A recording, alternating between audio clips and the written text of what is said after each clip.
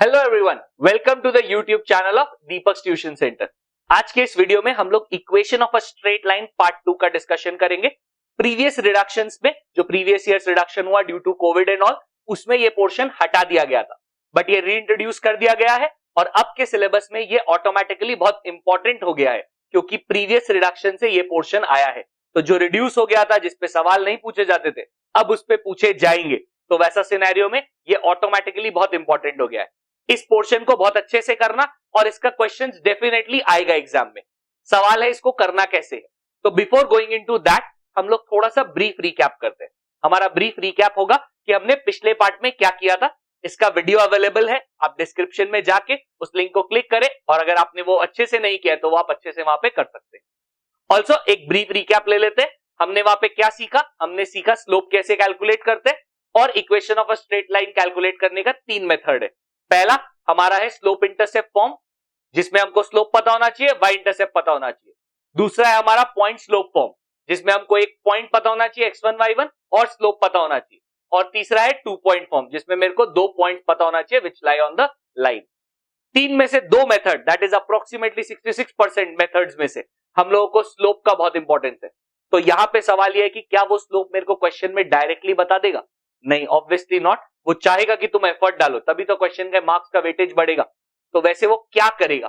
तो वो हम लोग को इस पोर्शन से डील करवाएगा। इसमें क्या है? Condition for parallelism and condition for perpendicularity. सवाल है कि कब 2 लाइंस पैरेलल होते हैं? 2 लाइंस तब पैरेलल होते हैं जब उनका स्लोप्स बराबर होता है।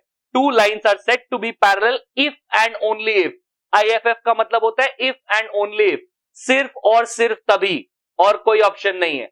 तो 2 लाइंस को पैरेलल प्रूव करने के लिए पहले ये प्रूव करना पड़ेगा कि उनके स्लोप बराबर है।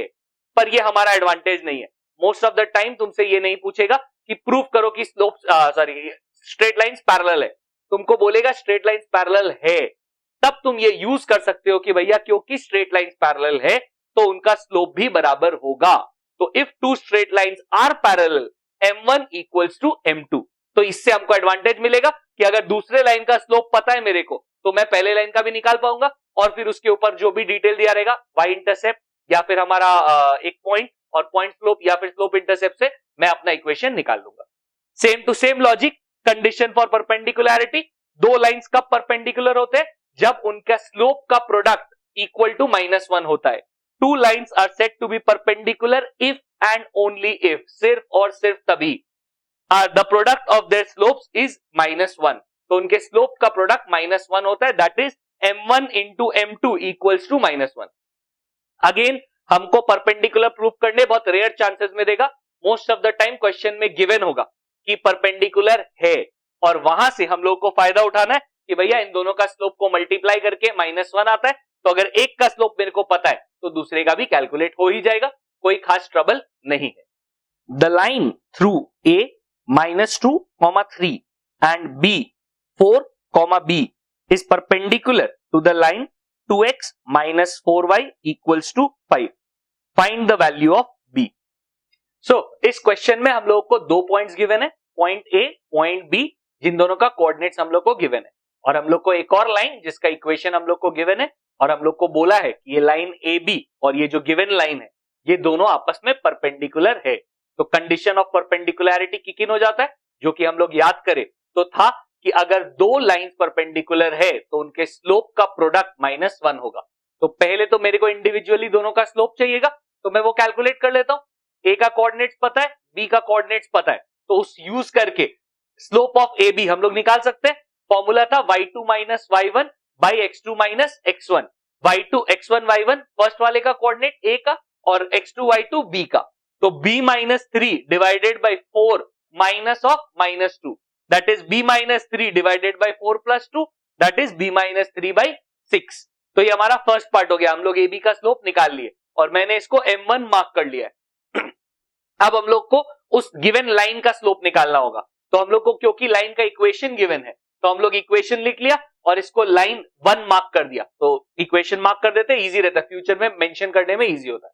तो हम लोग को क्या करना है? हम लोग को इसको फॉर्मेट में लाना है y equals to mx plus c। तो x का जो कोएफिशिएंट होगा वो हमारा स्लोप हो जाएगा। तो y को सब्जेक्ट बनाना है, तो पहले 4y को उधर ट्रांसफर किया और 5 को इधर, फिर उसको पलट दिया और 4 को नीचे ले आए, तो ये हो जाएगा 2x/4 माइनस 5/4। यहां पे हम लोगों का 2 से ये कटेगा 2 टाइम्स और हम लोग का हो जाएगा ये x/2 that is half x minus 5/4। तो हम लोग बोल सकते हैं इस लाइन का जो स्लोप है वो है 1/2। तो स्लोप ऑफ लाइन 1, क्योंकि लाइन का कोई नाम नहीं है तो मैंने इक्वेशन 1 मेंशन कर दिया, जिसको मैंने m2 मार्क कर लिया, इक्वल्स टू 1/2। क्योंकि क्वेश्चन में गिवन है the given lines are perpendicular to each other, तो हम लोग बोल सकते हैं m1 into m2 equals to -1।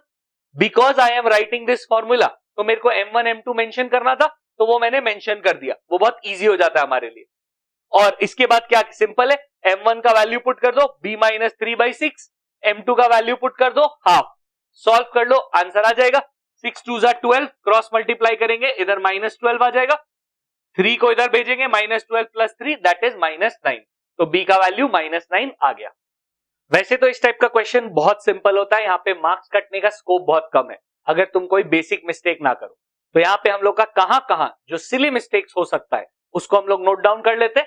एक तो बहुत ही सिंपल जगह है, वो है विच इंप्लाइज। तुम विच इंप्लाइज को मिस करोगे या उसके जगह पे गलत चीज लिखोगे तो उसका नंबर डेफिनेटली कटेगा, इसमें हमेशा सतर्क रहना।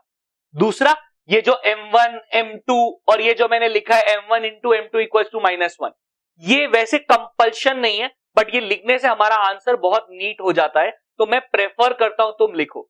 Always remember better safe than sorry. तुम 2 लाइन एक्स्ट्रा लिख दो, कोई दिक्कत नहीं है, 1 लाइन कम लिखोगे शायद चांसेस है नंबर कट जाएगा। तो ये सब पे ध्यान दो ताकि तुम्हारे सिली मिस्टेक्स नहीं हो, और कॉन्सेप्ट तो स्ट्रॉन्ग करना ही है। a -1, 3, b 4, 2, c 3, -2 are the vertices of a triangle. Subpart 1, find the coordinates of the centroid G of the triangle. Subpart 2, find the equation of the line through G and parallel to AC. So, इस question में हम लोगों को triangles का तीनों vertices का coordinates दिया है, ए का कोऑर्डिनेट्स, बी का कोऑर्डिनेट्स, सी का कोऑर्डिनेट्स। मन में मान लो ए का कोऑर्डिनेट्स x1 y1, बी का कोऑर्डिनेट्स x2 y2, सी का कोऑर्डिनेट्स x3 y3, और फर्स्ट पार्ट में हम लोग को सेंट्रॉइड निकालने दिया है।